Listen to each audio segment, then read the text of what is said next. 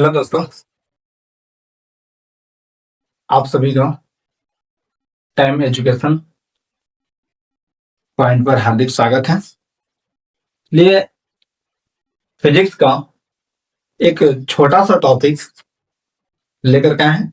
वह टॉपिक क्या है जो आप बोर्ड पर देख रहे हैं? वह टॉपिक है गुरुत्वाकर्षण का सार्वत्रिक नियम, यूनिवर्सल लॉ ऑफ ग्रेविटेशन।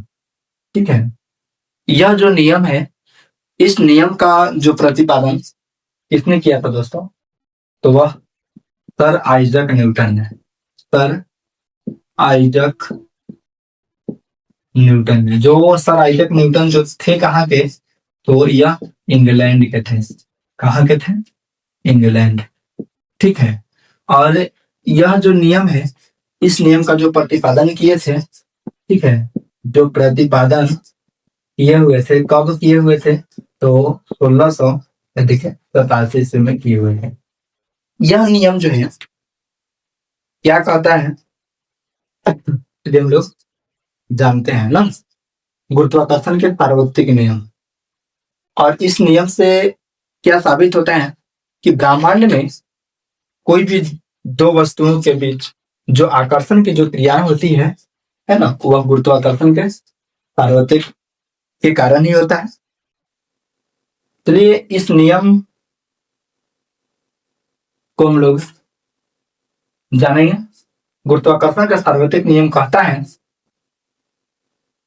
कि दो वस्तुओं के बीच लगने वाला जो आकर्षण बल होता है, उन दो वस्तुओं के द्रव्यमानों के गुणनफल के समानुपाती, और वही दो वस्तुओं के बीच लगने वाला जो बल उन दो वस्तुओं के बीच की दूरी के वर्ग के व्युत्क्रमानुपाती होता है। उसी को क्या कहा जाता है? गुरुत्वाकर्षण का सार्वत्रिक नियम कहा जाता है। ठीक है, तो हम लोग लिख लेंगे नियम भी। दो वस्तुओं के बीच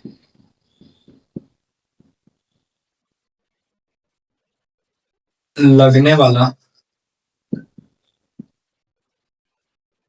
आकर्षण बल उन दो वस्तुओं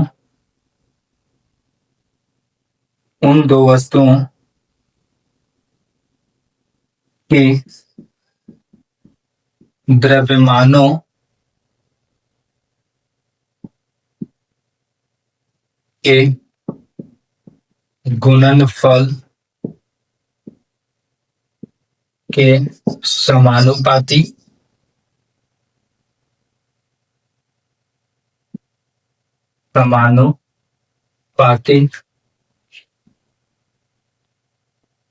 तथा उन दो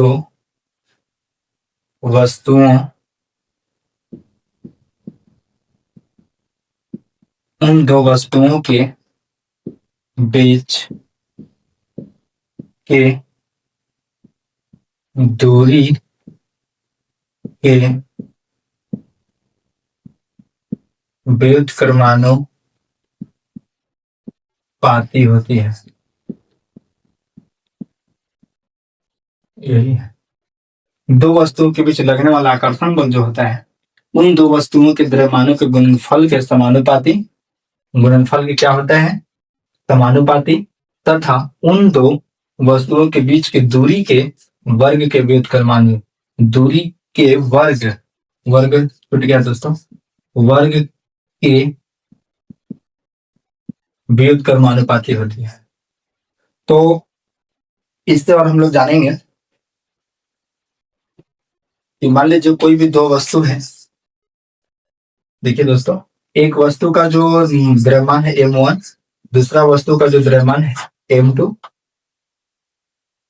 इन दो पिंडों के बीच जो लगने वाला जो बल है वह F है, और इन दोनों पिंडों के बीच का जो डिस्टेंस है दोस्तों, वह क्या है? ये देखिए, वह D है। तो उस केस में हम लोग इससे एक व्यंजक भी प्राप्त होता है। क्या कहता है कि दो वस्तुओं के बीच लगने वाला आकर्षण बल उन दो वस्तुओं के द्रव्यमानों के गुणनफल के समानुपाती होता है। पहले इन दोनों वस्तुओं के बीच लगने वाला जो बल है वह क्या है, एफ है।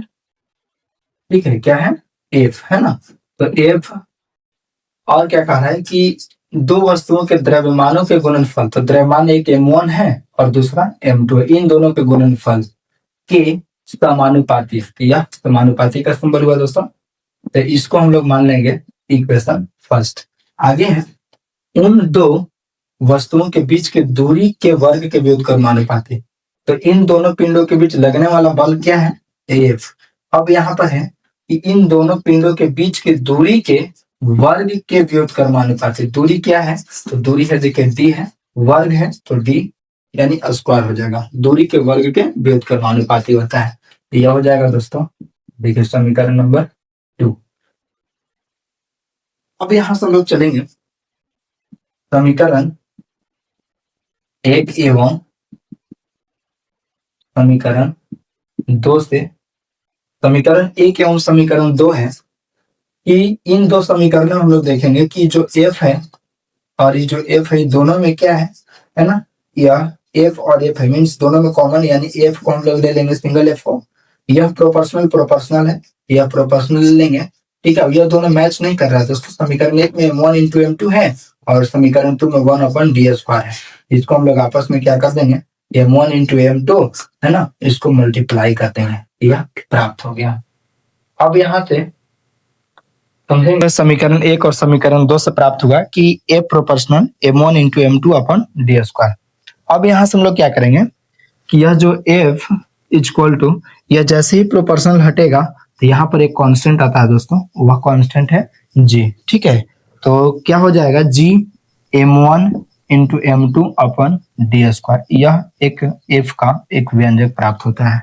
ठीक है, जहां पर हम लोग कह सकते हैं कि जो है ना, जो g है वह एक क्या है, देखिए नियतांक है, नियतांक। ठीक है, g एक क्या है, एक नियतांक है, मीन्स अचर, स्थिरांक, अचर, नियतांक, इसको हम लोग कह सकते हैं। ठीक है ना। अब जो है ना, ये जो g का SI मात्रक भी हम लोग लिख सकते हैं क्या, तो देखिए न्यूटन मीटर स्क्वायर है ना प्रति kg², यह होता है बड़ा जी का SI मात्रक होता है दोस्तों। ठीक है, चलिए थैंक यू दोस्तों। वीडियो अगर अच्छा लगा हो तो कमेंट, शेयर और सब्सक्राइब अवश्य करें। ओके दोस्तों।